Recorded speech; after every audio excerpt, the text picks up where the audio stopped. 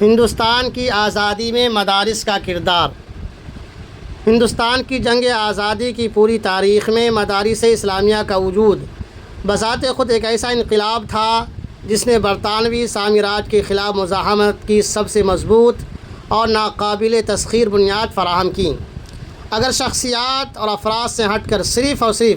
مدارس بحیثیت ادارہ ان کے فکری و عملی ڈھانچے کے کردار کا جائزہ لیا جائے تو یہ سچائی پوری آب و تاب کے ساتھ سامنے آتی ہے کہ اگر یہ ادارے قائم نہ ہوتے تو حریت و آزادی کی یہ سرفروشانہ جنگ اپنے اصل فکری و عملی سرچشمے ہی سے محروم ہو جاتی۔ مدارس اسلامیہ محض قال اللہ و قال رسول کی تعلیم دینے والے روایاتی ادارے نہیں تھے، بلکہ وہ وطن کی آزادی کی فکر کو جنم دینے والے نظریاتی و دفاعی قلعے تھے۔ ان اداروں کا نصاب، نظام اور پورا ماحول غیر ملکی تسلط اور غاصبانہ نظام کی نفی پر مبنی تھا۔ انہی حقائق اثر فروشی کو دیکھ کر تاریخ نے پکارا تھا، اسی دریا سے اٹھتی ہے وہ موج تند جولا بھی، اسی دریا سے اٹھتی ہے وہ موج تند جولا بھی، نہنگوں کے نشیمن جس سے ہوتے ہیں تہو بالا۔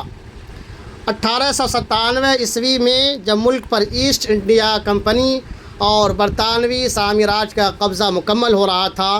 اس وقت انہی مدارس کے صحنوں اور محرابوں سے آزادی کا سب سے پہلا اور تاریخی فتویٰ بلند ہوا، جس نے پورے ہندوستان میں حریت کی لہر دوڑا دی اور عوام کو ایک پرچم تلے متحد کر دیا۔ 1897 عیسوی کے ہولناک معرکے کے بعد جب انگریزی حکومت نے انتقام کی آگ میں جلتے ہوئے پورے ملک کو مسل کر رکھ دیا اور آزادی کی ہر آواز کو گولیوں اور پھانسیوں کے پھندوں سے دبانے کی کوشش کی، تو یہی مدارس تھے جنہوں نے اس تاریک ترین دور میں تحریک آزادی کو دم توڑنے سے بچایا۔ دارالعلوم دیوبند، مظاہر علوم سہارنپور،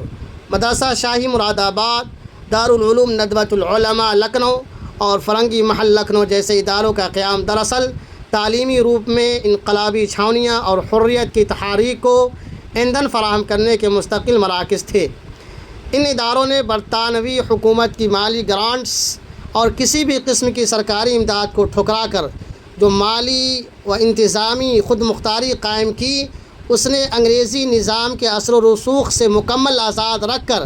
آزادی کا نظام چلانے کی بے مثال طاقت عطا کی۔ برطانوی سامراج کے خلاف اٹھنے والی عظیم الشان قومی و بین الاقوامی تحریک کا ہیڈ کوارٹر بھی یہی مدارس رہے۔ انگریزی حکومت کو جڑ سے اکھاڑ پھینکنے کے لیے جو عالمی انقلابی منصوبہ بندی تیار کی گئی، اس کا مواصلاتی و فکری نیٹ ورک مدارس کے اندر ہی پروان چڑھا۔ ان اداروں کے سالانہ اجتماعات اور صحن صرف تعلیمی تقریبات کے لیے نہیں، بلکہ لاکھوں باشندگان ہند کے دلوں میں وطن کی محبت کا جذبہ کوٹ کوٹ کر بھرنے اور انہیں بیدار کرنے کے سب سے بڑے سیاسی و ملی پلیٹ فارم بنے۔ مدارس اسلامیہ نے بحیثیت ادارہ انگریزوں کی تقسیم کرو اور حکومت کرو کی مکارانہ پالیسی کو ناکام بناتے ہوئے ہمیشہ متحدہ قومیت کے نظریے کی وکالت کی اور دو قومی نظریے کو سختی سے رد کر دیا۔ ان اداروں نے اعلان کیا کہ یہ ملک ہم سب کا مشترکہ گھر ہے اور تقسیم ہند کی شدید ترین مخالفت کرتے ہوئے ملک کے جمہوری و سیکولر تانے بانے کو مضبوط سے مضبوط تر بنایا۔ اس جد و جہد میں انگریزی بربریت کا سب سے بڑا ہدف بھی یہی مدارس بنے۔ سینکڑوں مدارس کو نذر آتش کر دیا گیا، ان کی املاک ضبط کی گئیں اور انڈامان کی کالا پانی جیل سے لے کر دارالحکومت کی سڑکوں کے درختوں تک صرف اور صرف مدارس سے وابستہ آزادی کے پروانے کی قربانیوں کی داستانیں رقم ہوئیں۔ اسی لازوال جد و جہد اور قربانیوں پر شعر صادق آتا ہے: پتا پتا بوٹا بوٹا حال ہمارا جانے ہے، پتا پتا بوٹا بوٹا حال ہمارا جانے ہے، جانے نہ جانے گل ہی نہ جانے باغ تو سارا جانے ہے۔